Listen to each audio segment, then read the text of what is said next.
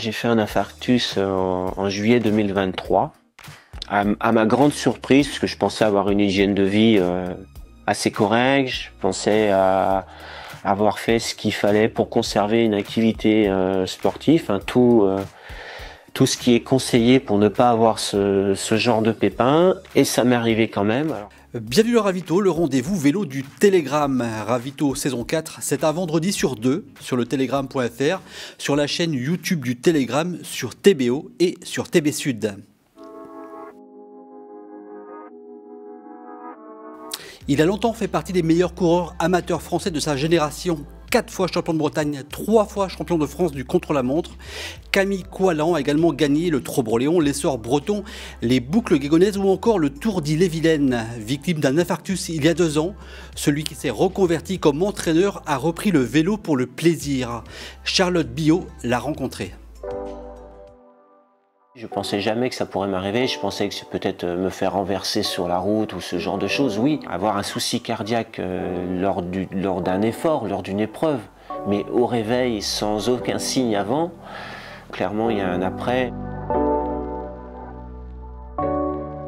Donc je m'appelle Camille Coilan, je réside maintenant à Pordic, j'ai 58 ans, 3 enfants. Donc j'ai été 3 fois champion de France du contre-la-montre par équipe, 4 fois champion de Bretagne élite. 2 records de l'heure, quelques courses à étapes et une centaine de victoires en élite.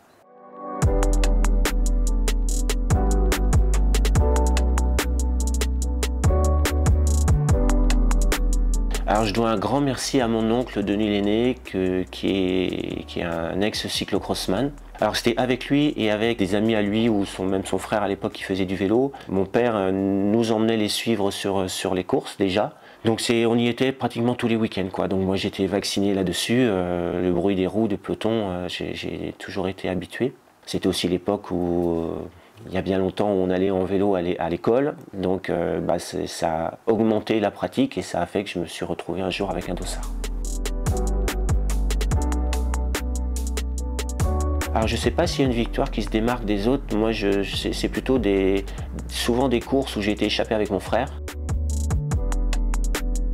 Si je devais en relever quelques-unes, peut-être le premier titre de champion de Bretagne, parce que en Bretagne, ça reste un petit peu, tout le monde le dit, un peu notre championnat du monde, et c'est le cas. Enfin, moi, ma motivation était décuplée. Alors cette photo-là, c'est ce qui représente peut-être le plus haut niveau que j'ai atteint dans le vélo, puisque prendre le maillot de leader sur un Tour de Bretagne, enfin ex-ruban granitier breton, c'est pas rien, surtout avec une arrivée à Dinan, quasiment chez soi. Comme je suis arrivé un petit peu tard à haut niveau, plutôt à partir de 22-23 ans, on avait un petit peu cette étiquette à l'époque de ne peut-être plus avoir la marge pour s'exprimer chez les pros. Moi, c'était un milieu assez fermé qui ne me tentait pas plus que ça, et j'ai décidé de continuer chez les amateurs parce que ça me plaisait, mais j'étais déjà sûr de ne pas aller au-delà de 30 ans. Je voulais pas faire la saison de trop. Ma dernière saison au niveau amateur, c'était en 97 au Vélo Club de Pontivy, fini par un titre régional. C'est ce que je m'étais dit, je voulais absolument pouvoir continuer de gagner des courses avant de m'arrêter.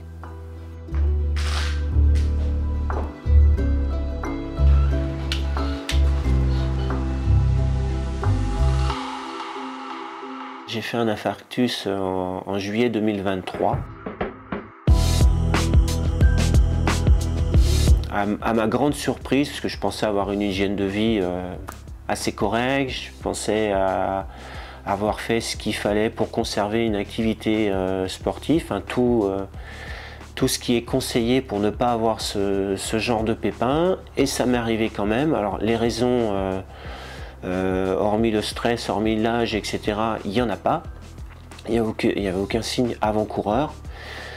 Et pourtant j'étais suivi parce que j'avais été mis en alerte notamment de décès de certaines personnes, même assez jeunes.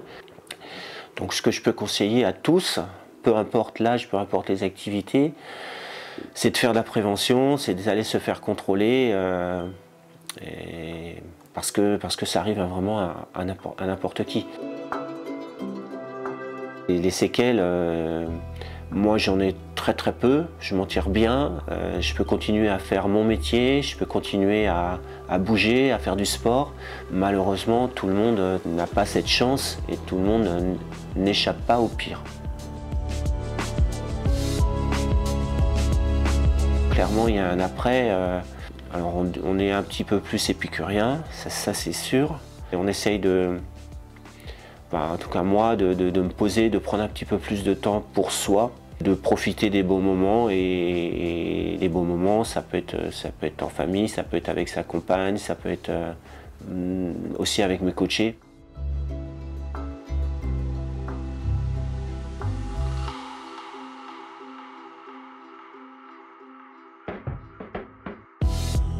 Mon activité professionnelle, je l'ai commencé donc on va dire en 2011, une activité de directeur sportif et une activité d'entraîneur. J'ai jonglé avec ces deux activités-là pendant une quinzaine d'années.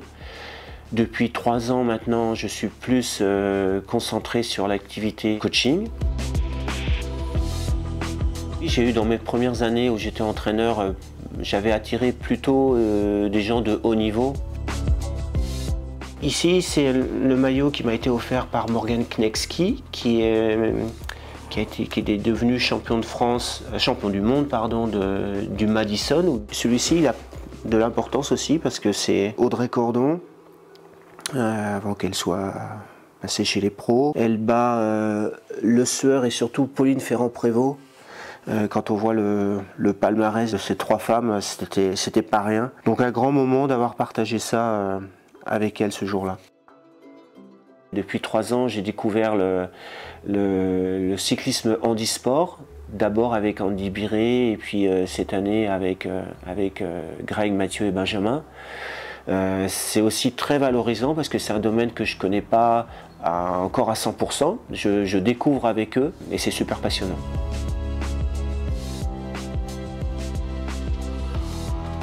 Quand on va faire du vélo, on oublie un peu tous ses soucis, ses tracas, son stress. On profite du moment présent. C'est beaucoup de liberté et je l'ai tout de suite senti et compris et je l'ai souvent recherché. C'est-à-dire que quand je m'arrêtais quelques semaines ou quelques mois de pratiquer, il n'y a rien à faire, il fallait que j'y revienne d'une façon ou d'une autre. Vers le sport en général et le vélo en particulier.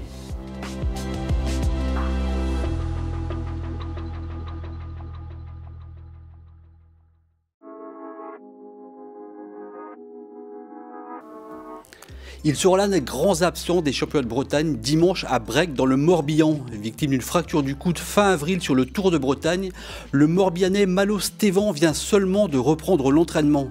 Avant son retour à la compétition espérée pour le mois d'août, le coureur de Dinan Sport Cycling nous donne de ses nouvelles et son pronostic pour le Bretagne 2025. J'ai pas eu trop de douleur après ma chute. J'ai été opéré dans la foulée, 2 jours après, donc j'ai pas trop souffert. Et donc là, j'ai 2 broches et un système de cerclage pour tenir tout ça. Et donc, plus d'attelle. Et c'est vrai que maintenant, j'ai le bras plutôt libre et j'ai des séances de kiné pour essayer d'aller gagner les petits degrés au niveau de l'extension et de la flexion de mon coude, quoi. C'est vrai qu'il faut faire avec.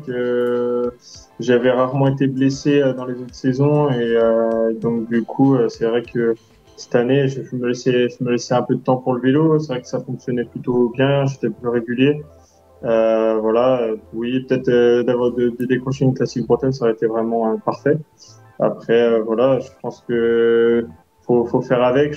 C'est comme ça. Faut prendre le temps de revenir et puis surtout que ça se remette bien plutôt que vite. Et puis il y aura la fin de saison, c'est vrai, avec des belles échéances aussi. Donc voilà, faut garder le cap plutôt pour la fin de saison. Ouais. Je dirais Anthony Rallet de Dinan. Après, je dirais deuxième, Kylian Breton de Goudéac et en 3e, Maxime Roussel de Morlaix. Voilà.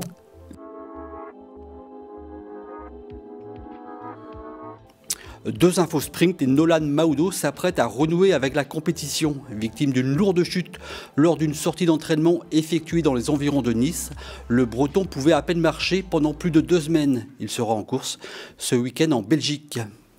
Basile Delalande aussi est de retour, victime d'une fracture du scaphoïde début avril sur la boucle de l'Artois.